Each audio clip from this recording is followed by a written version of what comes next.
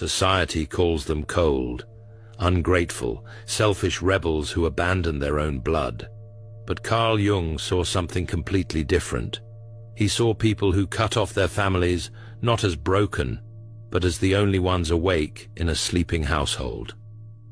In his clinical work, Jung discovered that walking away from family isn't a sign of weakness. It's often the highest form of sanity.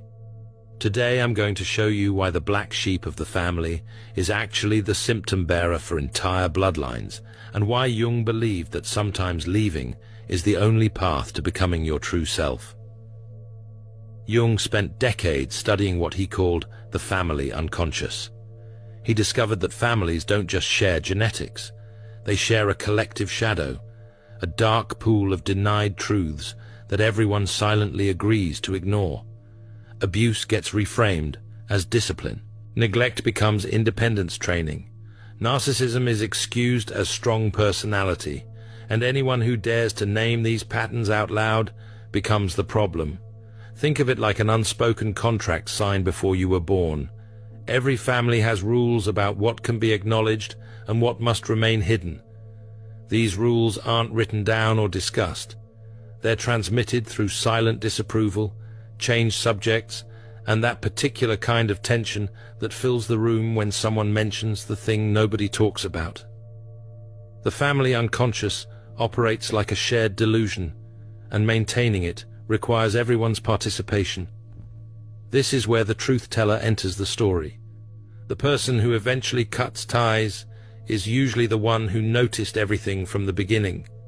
They saw the alcoholic parent's rage cycles.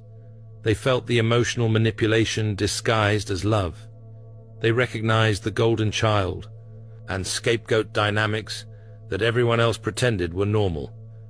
But here's what makes their position so dangerous. They didn't just notice these patterns, they absorbed them, trying desperately to fix what was fundamentally broken.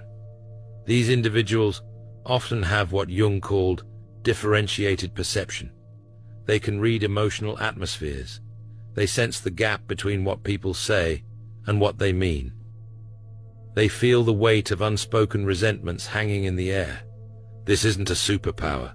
It's a survival mechanism developed in an environment where reading the room correctly meant emotional or physical safety.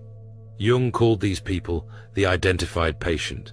The family points at them and says, "You're the one with problems. You're too sensitive. You're causing drama. You need therapy." And the tragic